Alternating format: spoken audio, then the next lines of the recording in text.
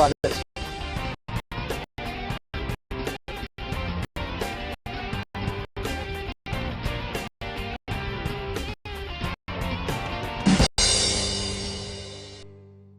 Here's another blast, another hand of the week. This one I'd like to call Jennifer Traniello and the Big Game. In October and November of 2005, I began making forays into the big game at the Bellagio, a high-stakes affair seemingly always in progress. The first 4 of these occasions, I won almost $500,000 without a single loss. Then in December, I played 3 more times over a weekend and lost $176,000 back. After arriving in Vegas that Friday night, I should have gone straight to bed, but instead lost $80,000 in the game. Saturday, still tired and off my game, I lost another $43,000, and finally on Sunday, I risked all the remaining cash I had in town, about $53,000 or so, and lost that. My thinking on risking that last $53,000 was that I didn't want to have a losing trip in the big game. Tough weekend, but it was fun. And as bad as it was, it didn't wipe out the $500,000 I had won earlier, not even close. Playing in a poker game where you can win or lose that much in one night is always exciting, but I especially enjoyed the camaraderie with some of the people I used to play high-limit poker with back in the 1990s. Great players like Johnny Chan, Jennifer Harmon Traniello, Doyle Brunson, David Chip Grease, Gus Hansen, Chow Yang, Eli Alezra, and Barry Greenstein. That weekend I did manage to win a few pots, one of them a big hold'em hand versus Traniello. First, let me tell you a little bit about Jennifer. She is the best woman poker player on the planet right now, although Annie Duke, when she focuses on the game, can challenge her for that title. But beyond that, Traniello is one of the best all-around poker players in the world, man or woman. In the last few years, she famously beat Andy Beal for $9 million in one day. She has won 2 World Series of Poker titles.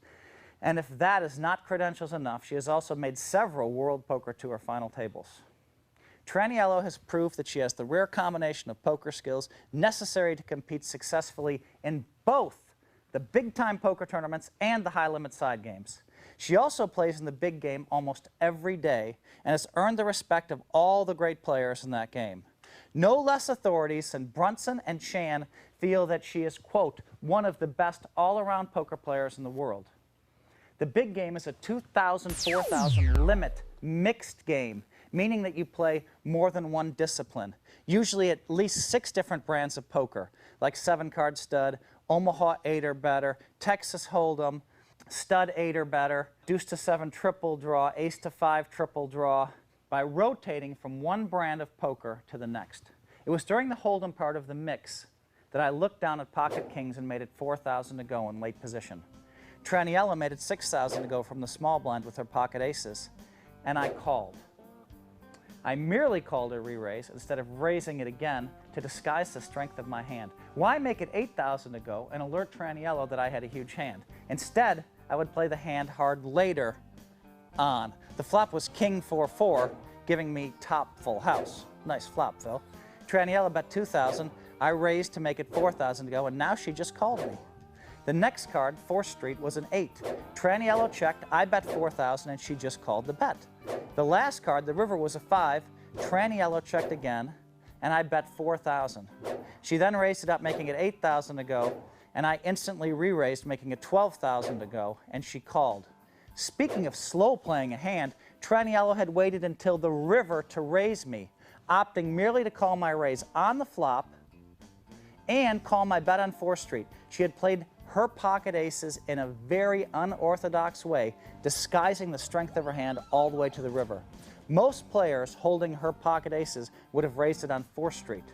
In fact, I was lucky to win this pot, for it was just another case of aces versus kings where the kings won the pot. On this hand, either one of us would have lost about the same amount of money with the pocket aces or won about the same amount of money with the pocket kings. But Traniello's creativity during this hand shows me some flexibility and skill. It shows me that she is not locked into traditional patterns of high-stakes poker. Boys, this girl can play.